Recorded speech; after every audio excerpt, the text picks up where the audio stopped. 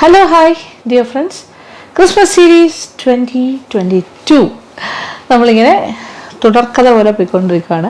അപ്പോൾ ഇന്ന് ഞാൻ ചെയ്യാൻ ഉദ്ദേശിക്കുന്ന കാര്യം എന്ന് പറഞ്ഞാൽ, ഞാനിത് കുറേ നാളുകൊണ്ട് വിചാരിക്കുന്നു ഇത് എന്തായാലും നമ്മുടെ ഹെലൻ വ്ളോഗ്സിൽ കാണിക്കണമെന്ന്. ദാറ്റ് ഈസ് സന്നാസ് എന്നാണ് പറയുന്നത്.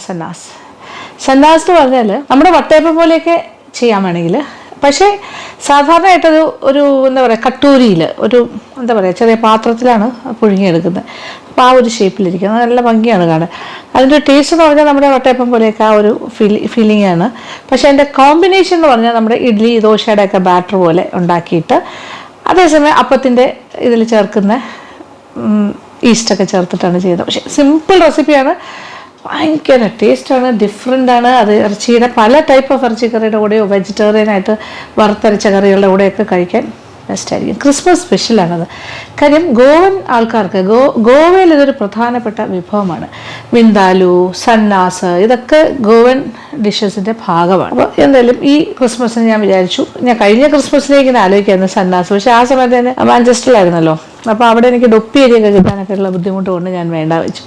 ഇപ്രാവശ്യം ആയിക്കോട്ടെ വെച്ചു. ഇപ്പോൾ നമുക്കിനി ഡൊപ്പി അരിയും ഉഴുന്നുമാണ് വേണ്ടത്. 2 കപ്പ് ഡൊപ്പി അരി. ഡൊപ്പി അരി എന്ന് വെച്ചാൽ ഇഡ്ഡലി അരി. ട്രിവാൻഡ്രത്തൊക്കെ ഇഡ്ഡലി അരിക്ക് ഡൊപ്പി അരി എന്നാണ് പറയുന്നത്. നിങ്ങൾ വാങ്ങുമ്പോൾ നല്ല ഇനം ഇഡ്ഡലി അരി വാങ്ങിച്ചാലും മതി, എന്താണെന്ന് ചോദിച്ചിട്ട്. അത് 2 കപ്പ്. അതിന് പക്ഷേ വളരെ കുറച്ച് ഉഴുന്നേ നമ്മൾ ചേർക്കുള്ളൂ. 1/4 കപ്പ് ഉഴുന്ന്. സാധാരണ ഇഡ്ഡലി ദോശയ്ക്കൊക്കെ കൂടുതൽ ഉഴുന്ന് ചേർക്കുമല്ലോ, ഇത് 1/4 കപ്പ് അത്രേ ഉള്ളൂ. പക്ഷേ ഇതിൽ നമ്മൾ ഈസ്റ്റും കൂടി ചേർക്കുക. അപ്പോൾ അതിനായിട്ട് ഒരു 4-5 മണിക്കൂർ കുതിരാനായിട്ട് വെള്ളത്തിലിടണം ഡൊപ്പി അരിയും ഉഴുന്ന് മുഴുവൻ ഉഴുന്ന് വിത്തൗട്ട് തൊലിയില്ലാത്ത മുഴുവൻ ഉഴുന്നാണ് ഉപയോഗിക്കുന്നത്. ചെയ്താലോ? അപ്പോൾ ഇടുന്ന കാര്യങ്ങളൊക്കെ ഞാൻ കാണിച്ചു തരാം. അപ്പോൾ സന്നാസിന് വേണ്ടിയിട്ടുള്ള പ്രധാന കാര്യം നമ്മൾ അരി അരച്ച് വയ്ക്കുക എന്നുള്ളതാണ്. ഇഡ്ഡലിക്കും ദോശയ്ക്കും അരയ്ക്കുന്ന പോലെ തന്നെയാണ്. ഇതിപ്പോൾ 2 കപ്പ് ഡൊപ്പി അരി എന്ന് പറഞ്ഞാൽ ഇഡ്ഡലി അരിയാണ്. ഇപ്പോൾ ട്രിവാൻഡ്രം സൈഡിലൊക്കെ അതിന് ഡൊപ്പി അരി എന്ന് പറയുക. ഇതിപ്പോൾ 240 ml 2 കപ്പാണ് എടുത്തിരിക്കുന്നത്. 250 ml ആണെങ്കിലും കുഴപ്പമില്ല. 2 കപ്പ് എന്നുള്ളതാണ് ആ അളവ്. അപ്പോൾ അതിനനുസരിച്ചിട്ടുള്ള സെയിം ടൈപ്പ് ഓഫ് കപ്പിലാണ് ബാക്കി കാര്യങ്ങളും ചെയ്യേണ്ടത്. വെള്ളം, കുതിരാൻ ആവശ്യമുള്ള വെള്ളം നന്നായിട്ട് കഴുകിയിട്ട് ഇത് കുതിരാനായിട്ട് വയ്ക്കണം. ഈ വെള്ളം കളഞ്ഞിട്ട് നല്ല ഫ്രഷ് വെള്ളം ഒഴിച്ചിട്ട് നമുക്കിത് കുതിരാനായിട്ട് വയ്ക്കാം.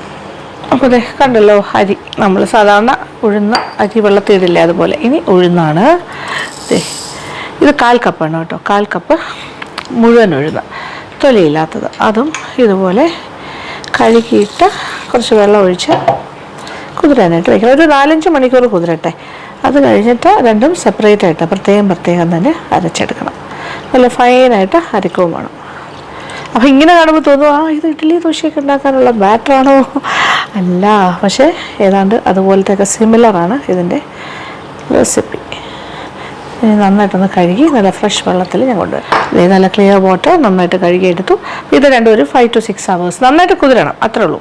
അതുവരെ വെച്ചേക്കാം, ഒരു സൈഡിലേക്ക് മാറ്റി വയ്ക്കാം. അപ്പോൾ ഒരു 5-6 മണിക്കൂർ വെയിറ്റ് ചെയ്തിട്ട് ഞാൻ ഒരു കാര്യം ഞാൻ പറഞ്ഞിട്ടുണ്ടല്ലോ, നമ്മളിപ്പോൾ കണ്ടിന്യൂസ് ആയിട്ട് 2-3 എപ്പിസോഡ്സ് അല്ലെങ്കിൽ 2-3 വീഡിയോസ് ഒന്നിച്ചാണ് എടുക്കുന്നത് ക്രിസ്മസ് സീരീസിൻ്റെ. അപ്പോൾ ഒരു ദിവസം തന്നെ നടക്കുന്ന കാര്യമാണ്. ഇപ്പോൾ ഞാൻ ആദ്യമേ തന്നെ വെള്ളത്തിലിട്ട് വെച്ചു. അത് കഴിഞ്ഞിട്ട് ഞാൻ വേറെ കുറച്ച് വീഡിയോസൊക്കെ എടുത്ത് കഴിഞ്ഞിട്ട് ഞാൻ വീണ്ടും ആ സെയിം ഡ്രസ്സ് എടുത്തിട്ട് വന്നിട്ട് അതിൻ്റെ ബാക്കി ഭാഗം കാണിക്കുകയാണ്. നോക്കിക്കോളൂ. ഇതിപ്പോൾ ഒരു 5 hours കൂടുതലായി. അരിയും അതുപോലെ ഉഴുന്ന് നന്നായിട്ട് കുതിർന്നു. ഇനി ഇത് അരച്ചെടുക്കാം. പ്രത്യേകം തന്നെ അരച്ചെടുക്കുകയും വേണം. ഇത് പ്രത്യേകം അരയ്ക്കാം, ഇതും പ്രത്യേകം അരയ്ക്കാം. നല്ല ഫൈനായിട്ട് അരച്ചെടുക്കാം, മഷി പോലെ. അപ്പോൾ നമ്മളുടെ സന്നാസിനെ അരയ്ക്കാൻ തുടങ്ങുന്നതിന് മുന്നേ ഒരു കാര്യം ചെയ്തിട്ട് തുടങ്ങാം. അതായത് 1 ടീസ്പൂൺ ഈസ്റ്റ്. ഇത് ഇൻസ്റ്റൻറ്റ് ഈസ്റ്റാണ്. ഒരു 1/4 കപ്പോളം, ഒരു 2-3 ടേബിൾ സ്പൂൺ വെള്ളം, 2 ടേബിൾ സ്പൂൺ ആയാലും മതി. ചെറു ചൂടുവെള്ളം, ലുക്ക് വാം വാട്ടർ, അതെടുക്കുന്നു.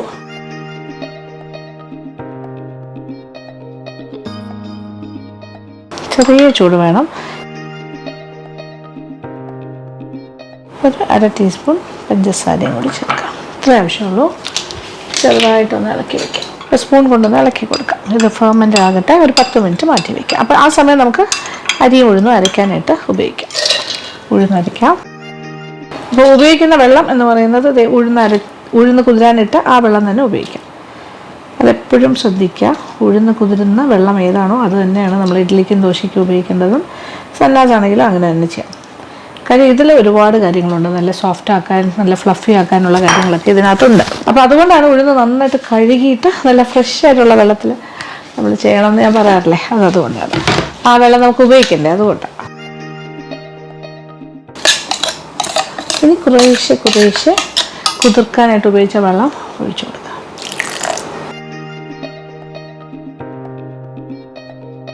അങ്ങനെ ഉഴുന്നരിഞ്ഞ് കഴിഞ്ഞു. കുറച്ച് വലിയ പാത്രത്തിൽ തന്നെ നമുക്ക് വെക്കാം. കാര്യം ഫെർമെൻറ്റ് ചെയ്ത് വരുമ്പോൾ ഇച്ചിരി സ്പേസ് ഉള്ളതാണ് എൻ്റെ. ഇതിപ്പോൾ ഞാൻ ഉഴുതിടുമ്പോൾ ഇതിൻ്റെ അറ്റത്ത് പറ്റാൻ പോലും ഉണ്ടാവില്ല. 1/4 കപ്പ് ഉഴുന്ന് അരച്ചതാണ്. ഇനി അരിയും കൂടി അരച്ചെടുക്കാം. അങ്ങനെ ആദ്യത്തെ സെക്ഷൻ 2 പ്രാവശ്യമായിട്ടല്ലേ അരയ്ക്കാമെന്ന് പറഞ്ഞു. അപ്പോൾ ആദ്യത്തെ അരച്ച് കഴിഞ്ഞു. ഇനി ഒരു പ്രാവശ്യം കൂടി അരയ്ക്കുമ്പോൾ തീരും. റൈസ് പിന്നെ ഉഴുന്നിൻ്റെ മുകളിലേക്ക് നല്ല വൈറ്റ് കളറാണ് ഉപ്പേരി അരച്ച് വരുമ്പോൾ. സെക്കൻഡ് ലോട്ടും അരച്ച് കഴിഞ്ഞു. നോക്കിക്കോളൂ, നന്നായിട്ട് അരയണം, പേസ്റ്റ് പോലെ അരയണം. ബൗളും കൂടി കഴുകുക, ഒരു വെള്ളം കൂടി ഒഴിക്കുക. ഓക്കെ, കഴിഞ്ഞു. പേസ്റ്റ് പൊങ്ങാൻ വെച്ചത് പൊങ്ങിയിരിക്കുന്നു. നോക്കി, നല്ല ബബിൾ ചെയ്തിരിക്കുന്നു. പിന്നെ അരച്ച കാര്യത്തിൽ ഒരു കാര്യം കൂടി ഞാൻ ചേർക്കാൻ പോകുന്നു. ഒരു 2 ടേബിൾ സ്പൂൺ പഞ്ചസാര, അരി ഉഴുന്നിൻ്റെയും കൂടി. മധുരം നമ്മളുടെ ഇഷ്ടമാണ്. 3, 4, 5 ഒക്കെ ചേർക്കുന്നവരുമുണ്ട്, 1 ടേബിൾ സ്പൂൺ ചേർക്കുന്നവരുമുണ്ട്. പിന്നെ ഇച്ചിരി ഉപ്പും കൂടി ചേർക്കാം. ആവശ്യത്തിനുള്ള ഉപ്പും ചേർക്കാം. ഇത് രണ്ടും കൂടി ഒന്ന് മിക്സ് ചെയ്യാം. കൈ കൊണ്ട് തന്നെ യോജിപ്പിക്കണം. കൈ കൊണ്ട് ചെയ്യുമ്പോഴാണ് ഫെർമെൻറ്റേഷൻ പ്രോസസ്സ് കുറച്ചുകൂടി ശക്തമായിട്ട് വരുന്നത്. അതിപ്പോൾ ഇഡ്ഡലി ദോശയാണെങ്കിലും ആ ബാറ്റർ ആണെങ്കിലും നമ്മൾ അങ്ങനെയല്ലേ ചെയ്യുന്നത്. നമ്മളുടെ കൈ വളരെ പ്രധാനമാണ്. ഇനിയാണ് ഈസ്റ്റും കൂടി ചേർക്കാൻ പോകുന്നത്. പൊങ്ങിയിരിക്കുന്നുണ്ടല്ലോ അല്ലേ, നല്ല ബും ബും എന്ന് പറഞ്ഞിരിക്കുന്നു. അത് ഫുൾ ഒഴിക്കാം. ഇതാണ് സന്നാസിൻ്റെ കൂട്ട്. ഇത് സത്യത്തിൽ ഒരു പെർഫെക്റ്റ് റെസിപ്പിയാണ്. നിങ്ങൾക്ക് വിചാരിക്കുന്ന ആ റിസൾട്ട് ശരിക്കുള്ള സന്നാസ് എങ്ങനെയാണോ അതുപോലെ തന്നെ കിട്ടും. ഇത്രയേ ഉള്ളൂ. നന്നായിട്ട് മിക്സിങ്, അത് തന്നെയാണ് ഏറ്റവും ഇമ്പോർട്ടൻറ്റ്. നന്നായിട്ട് ചെയ്യാം. ഇത് കഴിഞ്ഞാൽ അടച്ച് വയ്ക്കുന്നു ഒരു 7 to 8 hours. ഓവർനൈറ്റ് ആണെങ്കിൽ ഇതിപ്പോൾ രാത്രിയാണ് ഞാൻ കലക്കി വയ്ക്കുന്നത്. അപ്പോൾ രാവിലെ ആകുമ്പോൾ കറക്റ്റ് ആയിരിക്കും. അപ്പോൾ നമുക്ക് ഉണ്ടാക്കാം സന്നാസ്. അപ്പോൾ നല്ലൊരു മിക്സിങ് കഴിഞ്ഞു. ഇനി എന്താണ്? ഇനി ഒന്നുമില്ല. പാത്രം നല്ലതായിട്ട് ഒന്ന് അടച്ച് വയ്ക്കും. ഒരല്പം ഗ്യാപ്പ് ഇടുന്നത് നല്ലതാണ്, അല്ലെങ്കിൽ നെറ്റ് പോലത്തെ കാര്യം വെച്ചിട്ട് അടയ്ക്കും. അങ്ങനെ അപ്പോൾ ഇത് 8 മണിക്കൂർ കഴിഞ്ഞ് കാണാം. നാളെയാണ്, പക്ഷെ നിങ്ങൾ ഒറ്റ വീഡിയോ ആയിട്ട് തന്നെ കാണും. അപ്പോൾ നമ്മുടെ സന്നാസ് മേക്കിങ്ങിൻ്റെ ലാസ്റ്റ് സ്റ്റേജിലേക്ക് എത്തി. അരി അരച്ചു, പിന്നെ അത് കഴിഞ്ഞ് കലക്കി വെച്ചു. അതായത് ഏകദേശം 8 മണിക്കൂറെല്ലാം കഴിയണമെന്ന് പറഞ്ഞു. അപ്പോൾ രാവിലെ കഴിഞ്ഞു. ഇപ്പോൾ സത്യം പറഞ്ഞാൽ 8 അല്ല, ഇപ്പോൾ ഏതാണ്ട് ഒരു 10 മണിക്കൂറായി. നന്നായിട്ട് പൊങ്ങി വന്നിട്ടുണ്ട്. ഒരു 7 hours കഴിഞ്ഞപ്പോൾ തന്നെ നല്ലതായിട്ട് പൊങ്ങിയിട്ടുണ്ടായിരുന്നു. കണ്ടോളൂ, നന്നായിട്ട് ഫെർമെൻറ്റ് ചെയ്തിരിക്കും. നോക്കിയേ, അപ്പത്തിൻ്റെയൊക്കെ ബാറ്റർ പോലെ. പക്ഷേ ഇത് അരി ഉഴുന്നാണ്, ഇഡലി അരിയിലാണ് നമ്മൾ ചെയ്ത ഡൊപ്പി അരി. ഭയങ്കര വ്യത്യാസമല്ലേ, സംതിങ് ഡിഫറെൻറ്റ്. ഇനിയിപ്പോൾ തവി ഇടുമ്പോൾ അത് താഴേക്ക് പോകും. അതാണ് അതിൻ്റെ ഒരു പ്രത്യേകത. അതിപ്പോൾ എല്ലാ ബാറ്ററും അങ്ങനെ തന്നെ ഇത് നോക്കിയേ. വാ,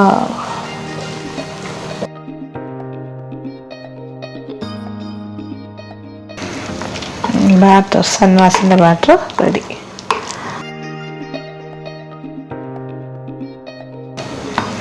ഉപ്പൊക്കെ പോരാന്നുണ്ടെങ്കിൽ ഈ സമയത്ത് വേണമെങ്കിൽ കുറച്ച് ചേർത്ത് കൊടുക്കാം. നോക്കട്ടെ.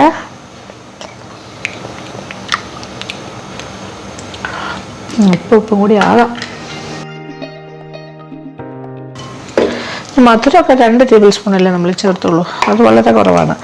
ആക്ച്വലി അങ്ങനെ ഭയങ്കര മധുരമൊന്നുമില്ല. ഇച്ചിരി കൂടെ മധുരം വേണമെങ്കിൽ ഒരു 4 ടേബിൾ സ്പൂൺ ചേർത്താൽ കുറച്ചുകൂടി മധുരമൊക്കെ ഉണ്ടാവും. പക്ഷേ ഇത് ഇറച്ചിയുടെ കൂടെയൊക്കെ കഴിക്കാനുള്ളതാണ്, അതുകൊണ്ട് ഇനി മധുരം വേണ്ട. ഓക്കെ, നല്ല ഫെർമെൻറ്റഡ് ബാറ്റർ ഈസ് റെഡി. ഞാനിപ്പോൾ കൊച്ചടുക്കളയിലാണ്. നമ്മൾ ഈ സന്നാസ് ഉണ്ടാക്കാൻ തുടങ്ങിയത് ടെറസ് കിച്ചണിലാണ്. ഇപ്പം കൊച്ചടുക്കളയിലെത്തി. അപ്പോൾ ക്രിസ്മസ് സീരീസിൻ്റെ ചില കാര്യങ്ങൾ നമുക്ക് കൊച്ചടുക്കളയിലും വേണ്ടേ. ഇപ്പോൾ ഇത് നോക്കിക്കോളൂ, ഇതൊരു പ്രൊഫഷണൽ സ്റ്റീമറാണെന്ന് വേണമെങ്കിൽ പറയാം. കുറച്ച് വലുതാണ്. പ്രൊഫഷണൽ കുക്കുമായിരുന്നു പറഞ്ഞിട്ട് ഞാൻ പണ്ട് സത്യമായി ഞാൻ മറന്നു പോയത് എവിടെ നിന്നാണ് ഞാൻ മേടിച്ചതെന്നുള്ള കാര്യം. എന്നോടിപ്പോൾ നിങ്ങൾ ആരെങ്കിലുമൊക്കെ ചോദിച്ചാൽ എനിക്ക് പറഞ്ഞു തരാൻ അറിയില്ല. പക്ഷേ ഞാൻ കറക്റ്റ് വാങ്ങി വളരെ കഷ്ടപ്പെട്ട് തന്നെ കൊണ്ടുവന്നതെന്ന് എനിക്ക് ഓർമ്മയുണ്ട്. വലിയ സ്റ്റീമറാണ്. എന്തോ നൈസ്. ഇതിലിപ്പോൾ വെള്ളം വെച്ചിട്ടുണ്ട് തിളയ്ക്കാനായിട്ട്.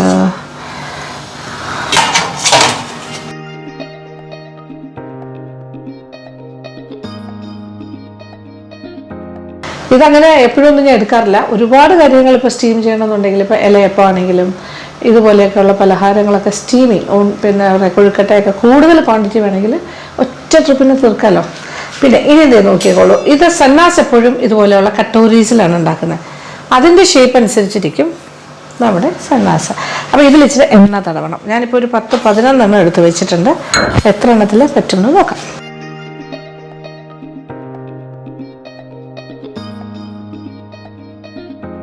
12 കെട്ടോറീസ് ഉണ്ട്, പക്ഷെ അതിൽ ഒരെണ്ണത്തിൽ ഞാൻ എണ്ണ എടുത്ത് വെച്ചിരിക്കുക. അപ്പോൾ 11 മുഴുവൻ ഞാൻ ഇപ്പോൾ തേക്കുന്നില്ല. ഞാൻ മാവ് എടുക്കട്ടെ. എത്ര കിട്ടും? ഇതിനൊരു പകുതി ഒഴിച്ചാൽ മതി, പൊങ്ങി വരും.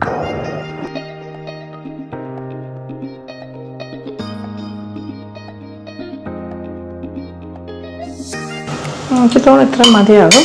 കുറച്ചൊന്ന് പൊങ്ങി വരുമ്പോൾ കറക്റ്റായിരിക്കും. നമ്മൾ എത്ര മാവ് ഒഴിച്ചാലും അതനുസരിച്ചിട്ട് കുറച്ച് പൊങ്ങി വരാനുള്ള സൈസ് വലുതാവും. അന്നേരം കറക്റ്റായിരിക്കും. 3/4 ഒഴിച്ചാൽ ഈ പാത്രം കഴിഞ്ഞ് നിൽക്കും. അങ്ങനെ ഞാനിപ്പോൾ ഹാഫ് എടുക്കുന്നുള്ളൂ. ഓരോ തവി മാവ് കോരി ഒഴിക്കും. ഞാൻ ആലോചിക്കുന്നത് ഒരെണ്ണത്തിൽ 3/4 നിറച്ച് നോക്കാം. അപ്പോൾ ഏത് ഷേപ്പിൽ വേണമെന്ന് അറിയാം. ഇച്ചിരി മാവ് കൂടി ഉള്ളൂ, വേണമെങ്കിൽ ഇച്ചിരി എല്ലാത്തിലും കുറേശ്ശെ ഫില്ല് ചെയ്യാമെന്ന് തോന്നുന്നു. ഇതിനകത്തേക്ക് വെക്കാം.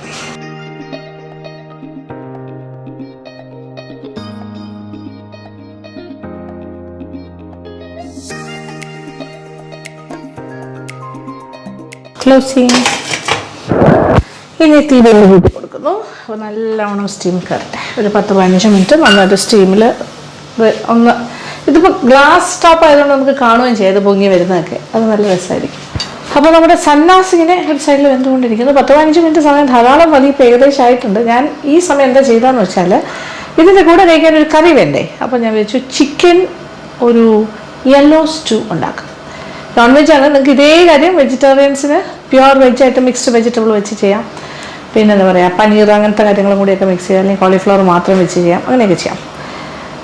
അപ്പോൾ ഇതിപ്പോൾ ഞാൻ chicken ready, everything is ready. ഉള്ളിയൊക്കെ അരിഞ്ഞുകൊണ്ടിരിക്കുകയാണ്. അപ്പോൾ നമ്മുടെ സന്നാസിൻ്റെ പരിപാടി ഏതാണ്ട് ഒതുങ്ങി. നോക്കട്ടെ. ഇത് കണ്ണാടി ആയതുകൊണ്ട് ശരിക്കും കാണാൻ സാധിക്കും. ഇങ്ങനെ നമുക്ക് തുറന്നു നോക്കാണ്ട് തന്നെ അറിയാം. കണ്ടോ ആയിട്ടുണ്ട്. നല്ലതായിട്ട് വെന്തിട്ടുണ്ട്. ചെറുതായിട്ടൊന്ന് വെടിച്ച് വന്നു. 1-2 എണ്ണം. Okay, it's cooked properly. തീ ഓഫ് ചെയ്യട്ടെ. കുറച്ച് കൂടുതൽ ഒഴിച്ചല്ലോ, നിറച്ച് മാവ് ഒഴിച്ചിരുന്നു. അപ്പോൾ അതുകൊണ്ട് ഇങ്ങനെ കറക്റ്റായിട്ട് ഇത് ഇത്ര മാവ് ഒഴിച്ചാൽ ഇങ്ങനെ, കുറച്ച് കൂടുതൽ മാവ് ഒഴിച്ചാൽ കുറച്ചുകൂടി പൊങ്ങി വരും. ഇത് കുറച്ച് കൂടുതലുണ്ടായിരുന്നു. അങ്ങനെ മാവ് നമ്മൾ എത്ര ഒഴിക്കുന്നു അതനുസരിച്ച് ആ കട്ടോരിയിൽ കറി വരും.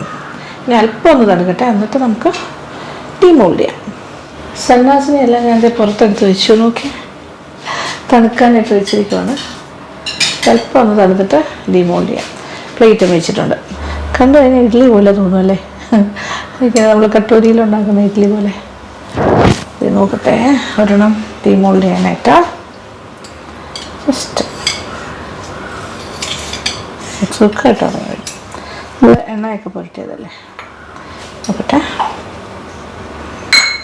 See this spongy texture.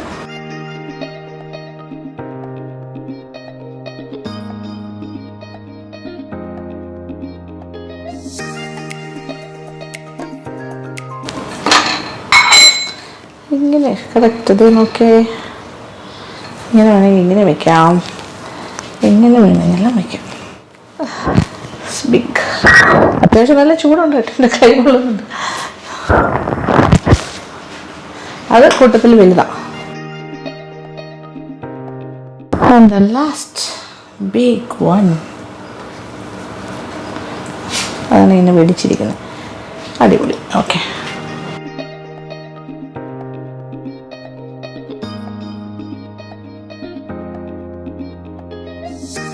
എല്ലാം നല്ല സ്പോഞ്ച് പോലെ ആയിരിക്കുന്നത്.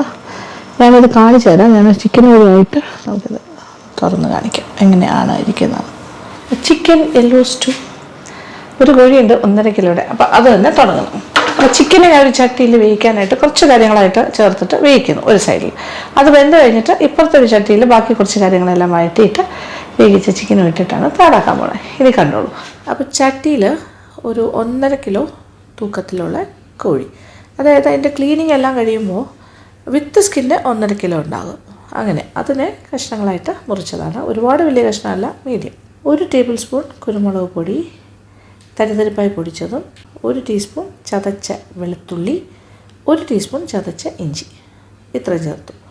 ഇനി എന്താണ്, 1/4 ടീസ്പൂൺ മഞ്ഞൾപ്പൊടി, കുറച്ച് ആവശ്യത്തിനുള്ള ഉപ്പ്, 1 ടേബിൾ സ്പൂൺ നിറച്ച് വിനാഗിരി. ഇനി ഞാൻ എൻ്റെ കൈ കൊണ്ട് തന്നെ നന്നായിട്ടൊന്ന് തിരുമ്മി ഇതെല്ലാം കൂടി ഒന്ന് യോജിപ്പിക്കുന്നു. ഒരു 15 കൊച്ചുള്ളിയും ചേർക്കുകയാണ്. വീണ്ടും ഒന്നുകൂടി ഒന്ന് നന്നായിട്ടൊന്ന് മിക്സ് ചെയ്ത് കൊടുക്കാം. ഇനി അടുപ്പും കത്തിക്കാം. ഇതൊന്ന് വേകട്ടെ. ഇപ്പുറത്തെ അടുപ്പിൽ ഞാൻ മറ്റൊരു ചട്ടി വെച്ചിട്ടുണ്ട്. കുറച്ചുകൂടി വലിയൊരു ചട്ടിയാണ്. അതിനകത്ത് കുറച്ച് വെളിച്ചെണ്ണ, ഒരു 3 ടേബിൾ സ്പൂണോളം വെളിച്ചെണ്ണ ഒഴിക്കുന്നു. ഇത് നോക്കിയേ, രമ്പയില നമ്മുടെ മൂളീസ് ഗാർഡനിലെ ഒരെണ്ണം ഞാൻ പറിച്ചിട്ട് വന്നിട്ടുണ്ട്. ഇതിൽ ചേർക്കാൻ വേണ്ടിയാണ്. ബാക്കി മസാല എന്തൊക്കെയാണെന്ന് കാണണ്ടേ.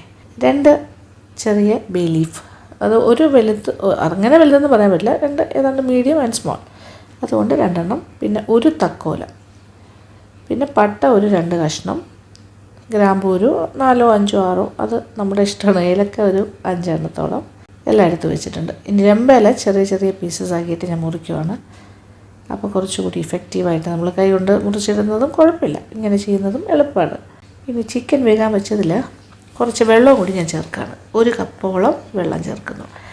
കാര്യം ചിക്കനിൽ നിന്നും വെള്ളം ഇറങ്ങി വന്നാലും ഇതൊരു ചട്ടി ആയതുകൊണ്ട്, നമ്മൾ ചട്ടിയിലല്ലേ വേവിക്കുന്നത്, അപ്പോൾ അതൊരു ഏർത്തേൺ പോട്ടാണ്, മൺചട്ടി ആയതുകൊണ്ട് അത് പെട്ടെന്ന് തന്നെ ചിക്കനിലെ വെള്ളമൊക്കെ പിടിച്ചിട്ട് പോകും. അത് കാരണം നമ്മൾ വെള്ളം ഒഴിച്ചു കൊടുക്കണം കുറച്ച്. സാധാരണയായിട്ട് നോൺ സ്റ്റിക്കിലൊക്കെ ആണെങ്കിൽ വെള്ളമൊന്നും ഒഴിക്കാതെ തന്നെ വെള്ളം ചിക്കനിൽ നിന്ന് ഇറങ്ങി വരും. അതുകൊണ്ട് ഇതിലേക്ക് പക്ഷേ അങ്ങനെ പറ്റില്ല, കുറച്ച് വെള്ളം ഒഴിച്ച് തന്നെ വേവിക്കണം. അപ്പോൾ ചിക്കൻ വേകട്ടെ. ഇനി ഇപ്പുറത്തെ വലിയ ചട്ടിയിൽ എണ്ണ ചൂടായി കഴിഞ്ഞു. ഒരു 1/2 ടീസ്പൂൺ നല്ല ജീരകം, 1 ടീസ്പൂണോളം പെരുംജീരകം, ഒരു 1/2 ടീസ്പൂൺ ഉലുവ നന്നായിട്ടൊന്ന് ഇളക്കി കൊടുക്കാം. എല്ലാം കൂടി ഒന്ന് മൂക്കട്ടെ. ഇനി ബേ ലീഫ് മുറിച്ചിടാം. പട്ടയും കൈ കൊണ്ട് തന്നെ പൊട്ടിച്ചിടാം. 1 തക്കോലം ചേർക്കുന്നു. പിന്നെ മാറ്റി വെച്ചിരിക്കുന്ന ഏലക്ക, ഗ്രാമ്പു, ഇതെല്ലാം കൂടി ഒന്ന് വഴറ്റി മൂപ്പിക്കും. ഇനി ഇതിൻ്റെ കൂടെ ഫൈനലായിട്ട് രമ്പയിലയും ചേർക്കുന്നു. മുറിച്ച് വെച്ച രമ്പയിലയും കുറച്ച് കറിവേപ്പിലയും കൂടി ഉണ്ട് ആ കൂട്ടത്തിൽ. എല്ലാം ഒന്നിച്ച് നന്നായിട്ടൊന്ന് വഴറ്റി മൂപ്പിച്ചെടുക്കാം. ആഹാ, എന്താ മണം! ഈ രമ്പയിലയ്ക്കൊരു പ്രത്യേക മണമാണ് കേട്ടോ, ഒരു സുഗന്ധമാണെന്ന് തന്നെ പറയാം. ഈ കിച്ചൺ മുഴുവൻ മണക്കുക, അടിപൊളി. ഇനി ഒരു 3 മീഡിയം സവാള ചെറുതായി അരിഞ്ഞതും കൂടി ചേർക്കാം. നന്നായിട്ടൊന്ന് വഴറ്റി കൊടുക്കാം. 1 മിനിറ്റ് വഴറ്റിയാൽ മതി. ഇനി അടുത്ത കാര്യങ്ങൾ ഓരോന്നായിട്ട് ചേർക്കുന്നു. 1.5 ടേബിൾ സ്പൂൺ ചതച്ച വെളുത്തുള്ളി, ഇഞ്ചി ചതച്ചത് 1.5 ടേബിൾ സ്പൂൺ. വീണ്ടും വഴറ്റാം. എല്ലാം ഒരു യോജിക്കാൻ വേണ്ടിയുള്ള വഴറ്റലാണിപ്പോൾ. ഇനി ഒരു 6 വലിയ പച്ചമുളക് 2ആയിട്ട് മുറിച്ചതുമുണ്ട്, അല്ലാതെ കഷ്ണങ്ങളാക്കിയതുമുണ്ട്. അപ്പോൾ പച്ചമുളകും ചേർത്തു. ഇനി നന്നായിട്ടൊന്ന് വഴറ്റി കൊടുക്കാം. അപ്പോൾ ഞാൻ ഇടയ്ക്കിടയ്ക്ക് ഇപ്പുറത്തെ അടുപ്പും അപ്പുറത്തെ അടുപ്പും നോക്കുന്നുണ്ട് കേട്ടോ. ഇപ്പുറത്തെ അടുപ്പിൽ ഇതേ ചിക്കൻ ഏതാണ്ടൊരു 1/4 ഭാഗത്തോളം വെന്ത് കഴിഞ്ഞു. ഇനി 2 വലിയ ഉരുളക്കിഴങ്ങ് വലിയ വലിയ ചതുര കഷ്ണങ്ങളായിട്ട് മുറിച്ചതാണ് ചേർക്കുന്നത്. അതിനോടൊപ്പം ഞാൻ കുറച്ച് വെള്ളം, ഏകദേശം ഒരു 1 കപ്പ് വെള്ളം കൂടി ഒഴിക്കുന്നു. നന്നായിട്ടൊന്ന് ഇളക്കി കൊടുക്കാം. പാത്രം അടച്ചിട്ട് നന്നായിട്ട് വേവിക്കട്ടെ. കാരണം എന്താ വെച്ചാൽ ചിക്കൻ ഏതാണ്ട് പാകത്തിനെക്കാട്ടിലും വെന്തിട്ടുണ്ട്. ഇനി ആ ഉരുളക്കിഴങ്ങ് വെന്ത് തീരുമ്പോൾ കറക്റ്റായിരിക്കും, ചിക്കനും വേഗം ഉരുളക്കിഴങ്ങ് ഒന്നിച്ച് വെന്ത് കിട്ടും. ഞാൻ വീണ്ടും നമ്മുടെ വലിയ ചട്ടിയുടെ അടുത്തെത്തി. ഇപ്പുറത്തെ അടുപ്പിൽ വഴറ്റൽ പുരോഗമിച്ചുകൊണ്ടിരിക്കുന്നു. 2 അടുത്തടുത്തായിരിക്കുന്നത് കേട്ടോ. അപ്പോൾ ഒരു ശ്രദ്ധ വേവിക്കുന്ന ചിക്കനിലുണ്ടെന്നേ ഉള്ളൂ. ഇപ്പുറത്ത് തന്നെയാണ് വഴറ്റൽ കാര്യങ്ങൾ നടക്കുന്നത്. ഇത് നോക്കി. ഇനിയിപ്പോൾ പൊടികൾ ചേർക്കാൻ പോകുന്നു. ഞാൻ 1 ടീസ്പൂൺ നിറച്ച് പിരിയൻ മുളകിൻ്റെ പൊടി, വളരെ കുറച്ചാണ് ചേർക്കുന്നത്, 1 ടീസ്പൂണേ ഉള്ളൂ. പിന്നെ 1 ടേബിൾ സ്പൂൺ മല്ലിപ്പൊടി ചേർക്കുന്നു.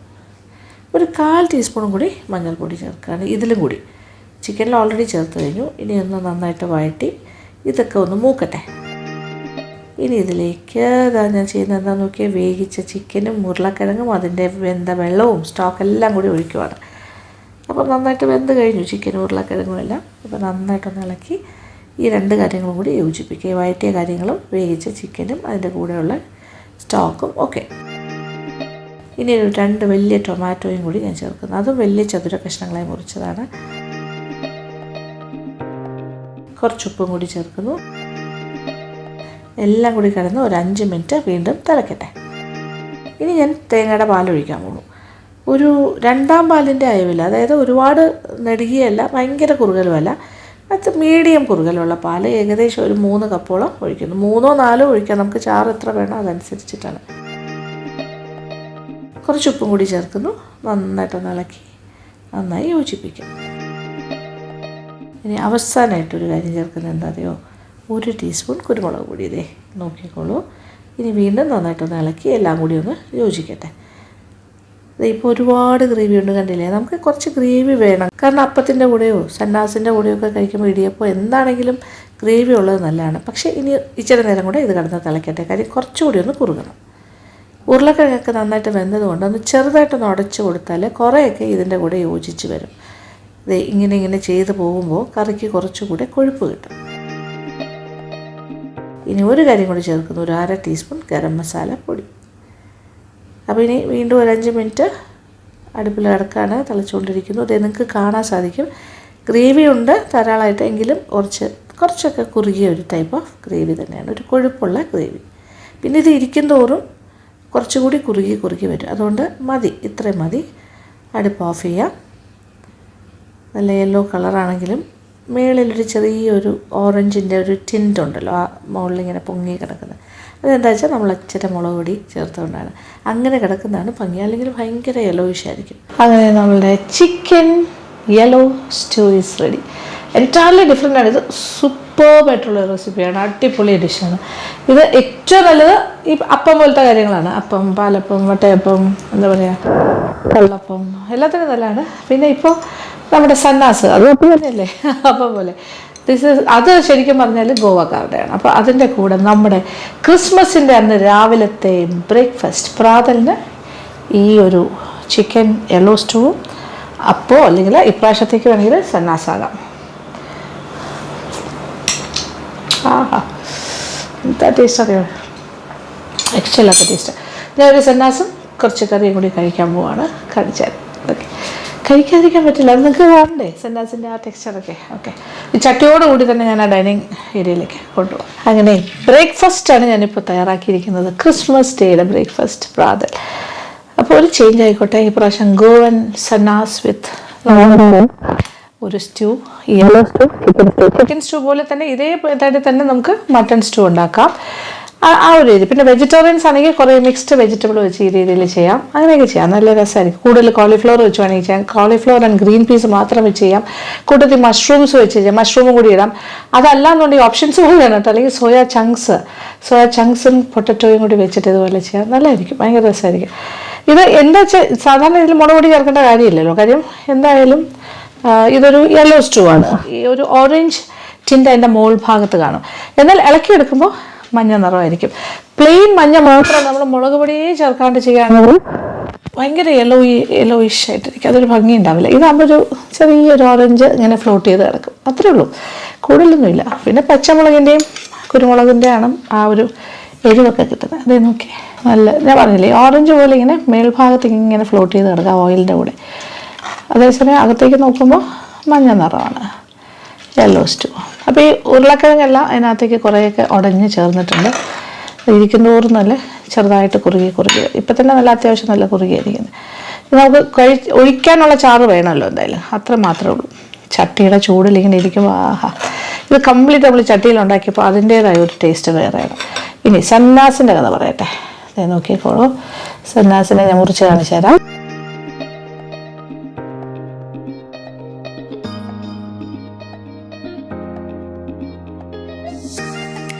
അത്രയ്ക്ക് സോഫ്റ്റാണ്, നൈസ്. ഈ സന്നാസിനകത്തേക്ക് വലിയ പീസസ് ഒന്നും വേണ്ട, ഒരു ചെറിയ പീസ് ഞാൻ തപ്പിക്കൊണ്ടിരിക്കുക.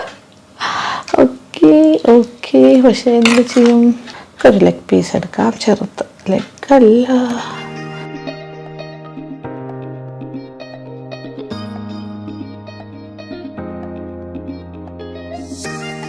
അപ്പം നമ്മളുടെ സന്നാസ് ചിക്കനൊക്കെ നന്നായിട്ട് പാകത്തിന് വന്നിട്ട് എന്താ ചൂട്. ചാറിൽ മുക്കി ഇങ്ങനെ കഴിക്കും.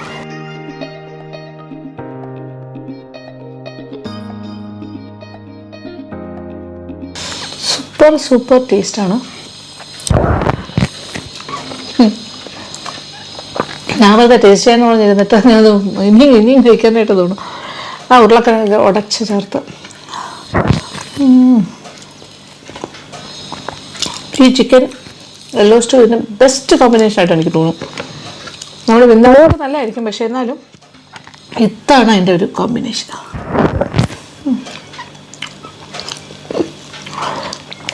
എനിക്കിഷ്ടം പോലെ ചാറുണ്ട്. ചാറ് ധാരാളം ഉണ്ട് കേട്ടോ, ഭയങ്കര ലൂസൊന്നുമല്ല, ആവശ്യത്തിന് കൂടുതലും ഉണ്ട്. 2 കപ്പ് തേങ്ങാപ്പാലാണ്, മീഡിയം, 2 ടൈറ്റും അല്ല 2 ലൂസും അല്ല. അത് നിങ്ങൾ കണ്ടല്ലേ. നമുക്ക് മടുക്കാതെ കഴിക്കാൻ പറ്റിയൊരു പലഹാരമാണ്. ഭയങ്കര ടേസ്റ്റ്, സൂപ്പർ കോമ്പിനേഷൻ. ഇത് എന്തിൻ്റെ കൂടെ കഴിച്ചാലും ടേസ്റ്റ് തന്നെ ആയിരിക്കും. എനിക്ക് തോന്നുന്നു ഒരു പക്ഷേ ചമ്മന്തിയുടെ കൂടെ വേണമെങ്കിലും കഴിക്കാം. പക്ഷെ നമ്മളിപ്പോൾ ക്രിസ്മസിന് വേണ്ടി ബ്രേക്ക്ഫാസ്റ്റ് ഉണ്ടാക്കിയതല്ലേ, സ്വാഭാവികമായിട്ട് നമ്മൾ നോൺ വെജ് ആയിരിക്കും ക്രിസ്മസിന് പ്രിഫർ ചെയ്യണം. അങ്ങനെ വരുമ്പോൾ ആ സമയത്ത് ഇതുപോലെ. അപ്പോൾ നിങ്ങളുടെ ഇപ്രാവശ്യത്തെ ക്രിസ്മസ് ബ്രേക്ക്ഫാസ്റ്റ് ഇതായിക്കോട്ടെ അല്ലേ, തീരുമാനിക്കുക. ഞാനൊരു സജഷൻ പറഞ്ഞതേ ഉള്ളൂ. ഒരു 2 സന്നാസ് കഴിച്ചാൽ തന്നെ വേറെ നിറയും. ഇതിപ്പോൾ ഒരു 10-11 ഞാൻ ഉണ്ടാക്കിയിട്ടുണ്ട്. ഒരു 4 പേര് 5 പേരുള്ള ഫാമിലിക്കാണെങ്കിലും ധാരാളം മതി. 4 പേരാണെങ്കിൽ 2 കുട്ടികളടങ്ങുന്ന 4 പേരുള്ള ഫാമിലി ആണെങ്കിലും മോർ ദാൻ എനഫ്. 5 പേരുണ്ടെങ്കിലും മാനേജ് ചെയ്യാം.